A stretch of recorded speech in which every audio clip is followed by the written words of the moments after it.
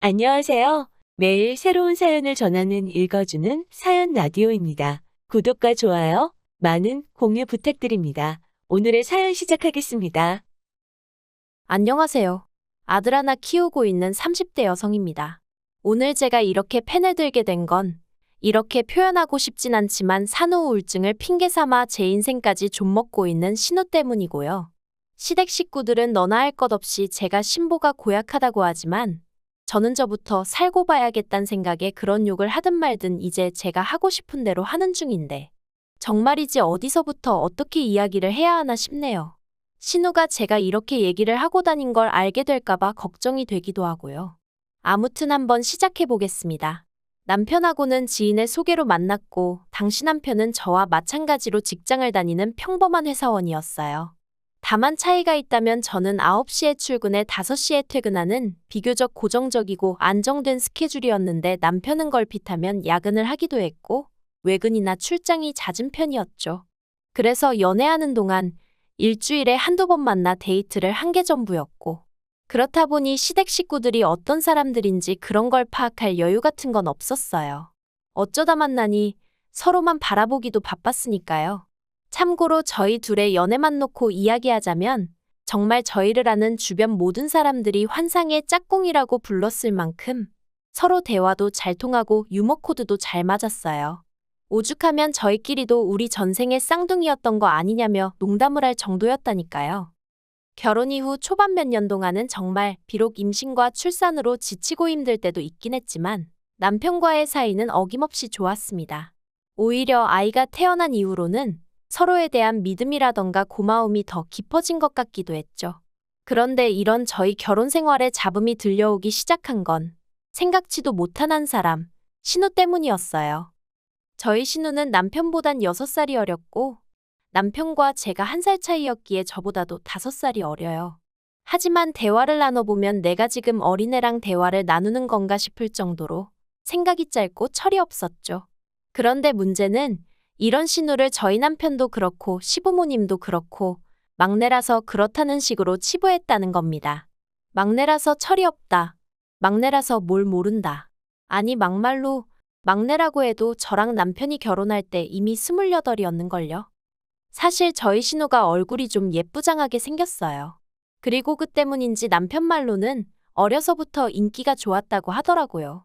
신우도 자기가 이쁘장한 걸 알아서 대학교 갈 때까지도 모델을 하겠네, 스튜디오스를 하겠네, 나름대로 목표가 있었던 모양이에요. 그런데 사람 인생이 자기가 뜻한 대로 무조건 흘러가는 건 아니잖아요. 잘 안 됐거든요. 중학생 때까지도 키가 작은 편이 아니었는데 고등학교 때 딱 멈춰서는 163cm에서 끝난 거죠. 참고로 저는 신우보다 키가 작으니 키 가지고 신우 흠잡고 그러는 거 절대로 아닙니다. 아무튼 현실이 163이면 모델을 하기에도 스튜디오스를 하기에도 좀 부족한가 보더라고요. 결국 한 2년 가까이를 어영부영 까먹고 이제 24 넘어가면서는 갑자기 배우가 되겠다며 연기학원을 보내달라고 했다나 봐요.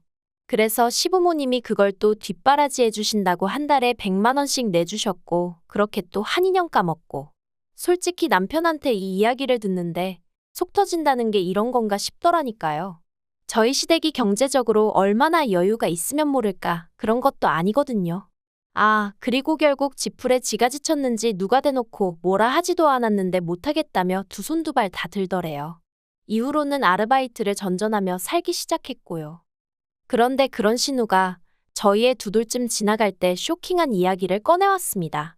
임신을 했다는 거예요. 저를 포함한 모든 시댁 식구들이 신우에게 남자친구가 있다는 걸 알지 못했는데 뜬금없이 임신이라니. 특히나 어머님은 거의 뒤로 쓰러지실 뻔하셨죠.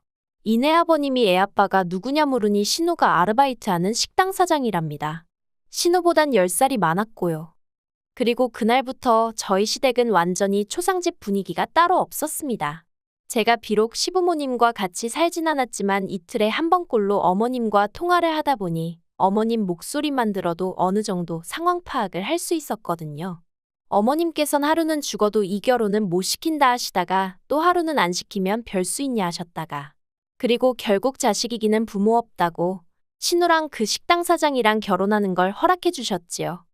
그런데 그 둘이 결혼하고 얼마 안가 신우가 애를 낳았는데 제가 남의 가정사를 정확히 알진 못하지만 신우와 심해부 사이에 뭔가 문제가 생긴 눈치였어요. 심해부가 어머님 아버님 그리고 저희 부부까지 다 있는 자리에서 신우에게 면박을 주는 일도 있었고 신우가 울면서 저희 남편에게 전화해 하소연을 하는 일도 잦아져만 갔거든요. 그리고 이내 시조카가 돌이 되기도 전에 이혼을 한 해 만에 소리가 나오더니 결국 돌잔치도 안 하고 이혼하대요. 정말이지 두 사람 사이에 무슨 일이 있었건 간에 옆에서 지켜보는데 어이가 없었습니다. 멀쩡한 아가씨 신세 망쳐놓고 애는 무슨 젠가 싶고 제가 신우랑 얼마나 사이가 가깝고 돈독했던 건 아니지만 그래도 심해부 뒤통수라도 한 대 딱 갈겨버리고 싶은 심정이었다니까요.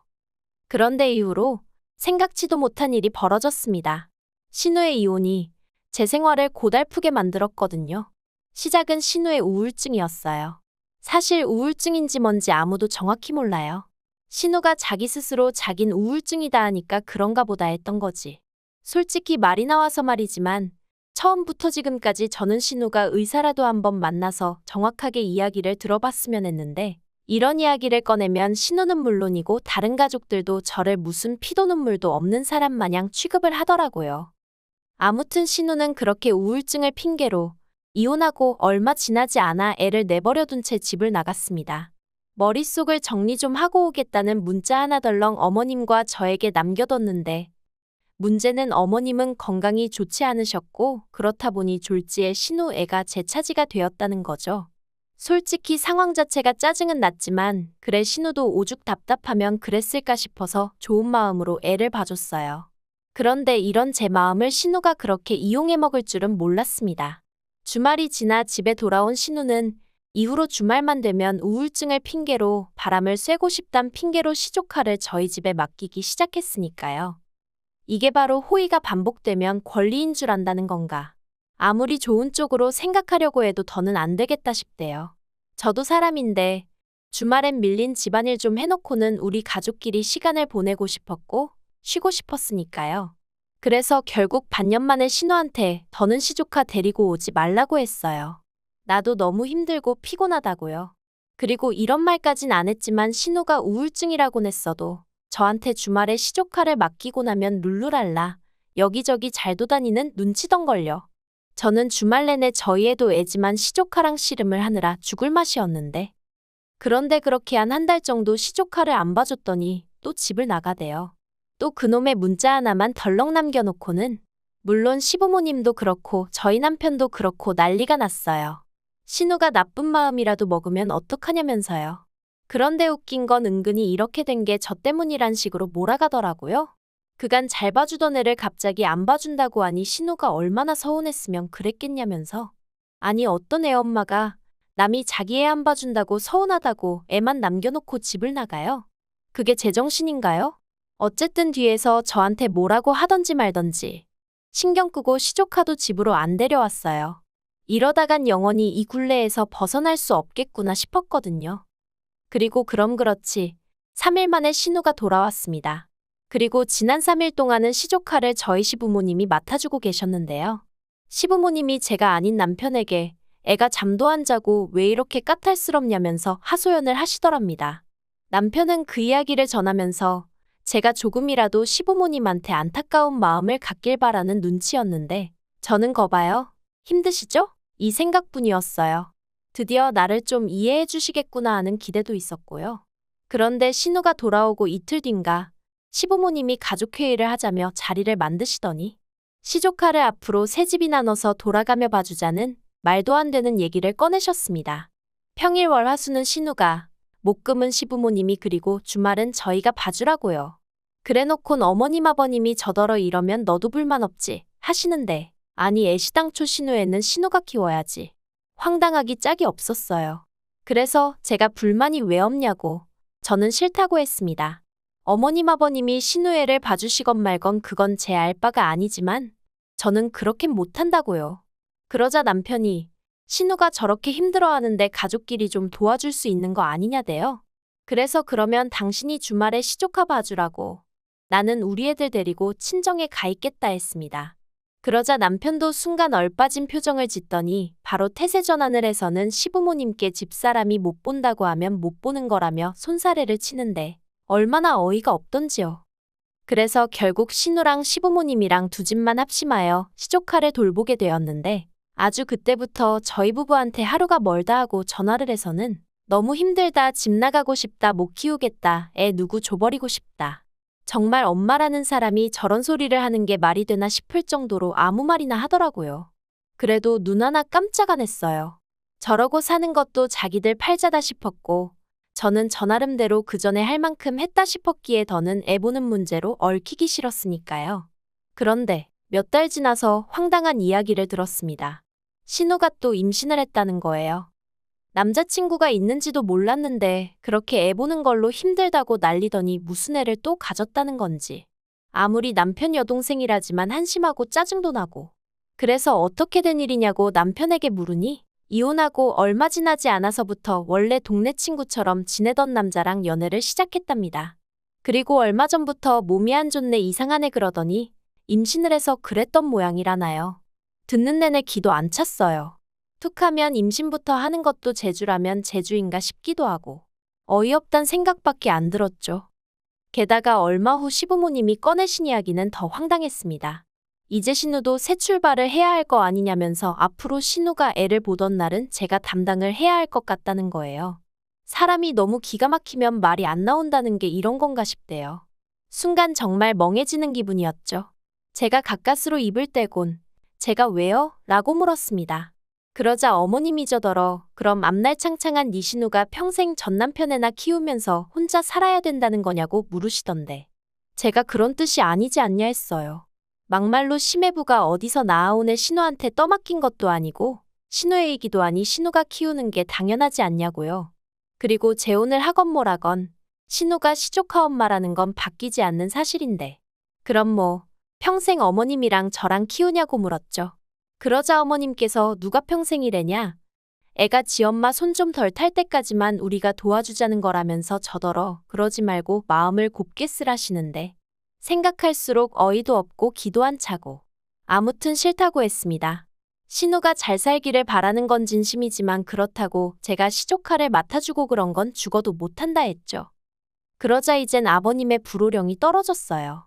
아버님께서는 저더러 집안 맏며느리가 돼서는 어째서 마음 씀씀이가 그 모양이냐며 저를 나무라셨거든요. 생각할수록 화가 나는 거예요. 그래서 더는 정말 안 되겠구나 싶어서 저희 집에 시조카를 데려다 놓으시던 어쩌시던 마음대로 하시라 했습니다.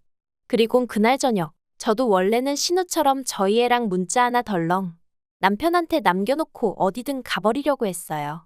그런데 아무리 그래도 저희 애가 무슨 잘못을 지었다고 그런 기억을 남겨주나 싶대요. 그래서 결국 남편한테 문자만 하나 남겨놓고 애 데리고 친정으로 향했습니다.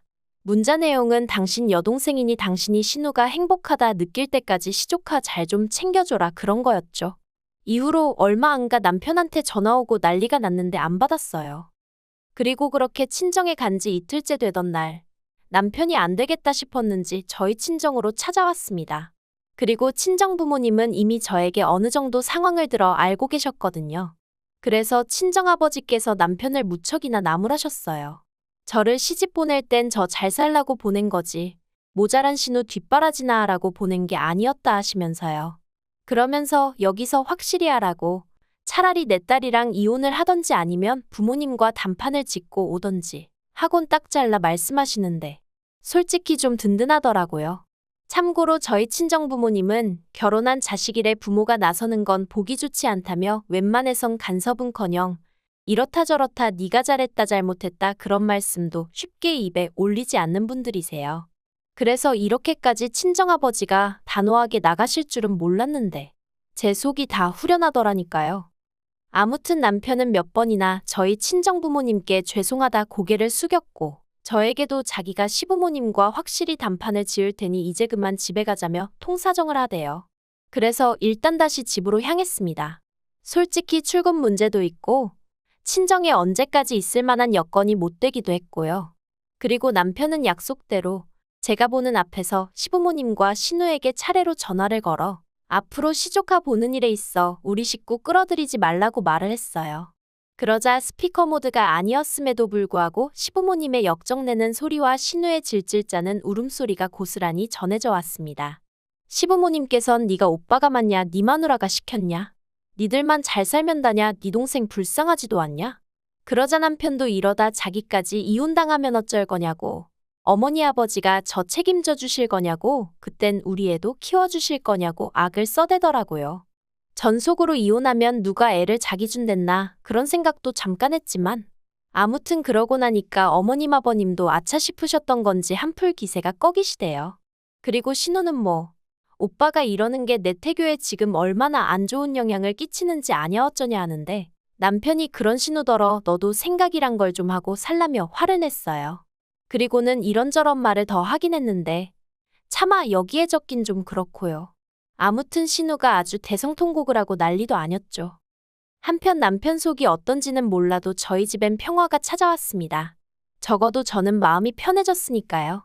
그 통화를 마지막으로 더는 시부모님이나 신우가 시조카 문제로 저한테 연락해오지 않고 저도 덕분에 모처럼 마음 편한 날들을 보내고 있습니다. 신우 결혼이 어떻게 진행이 되고 있는지 그런 건 하나도 몰라요. 괜히 궁금해했다가 이거 해달라 저거 해달라 그런 얘기나 듣게 될까봐 무서워서 말을 안 하고 있거든요. 나중에 시조카가 커서 자기 어렸을 때 이런 일이 있었다는 걸 알게 되면 마음이 얼마나 안 좋을까 그거 하나만 좀 걱정이 됩니다만 그것도 제가 상관할 바는 아니겠죠. 아무튼 결과적으로 시댁 식구들하곤 멀어지게 되었지만 그것마저 다행이다 싶어요. 긴 이야기 들어주셔서 감사합니다. 오늘의 사연은 여기까지입니다. 구독과 좋아요, 알람 설정해주시면 앞으로 더 좋은 사연으로 찾아오겠습니다. 감사합니다.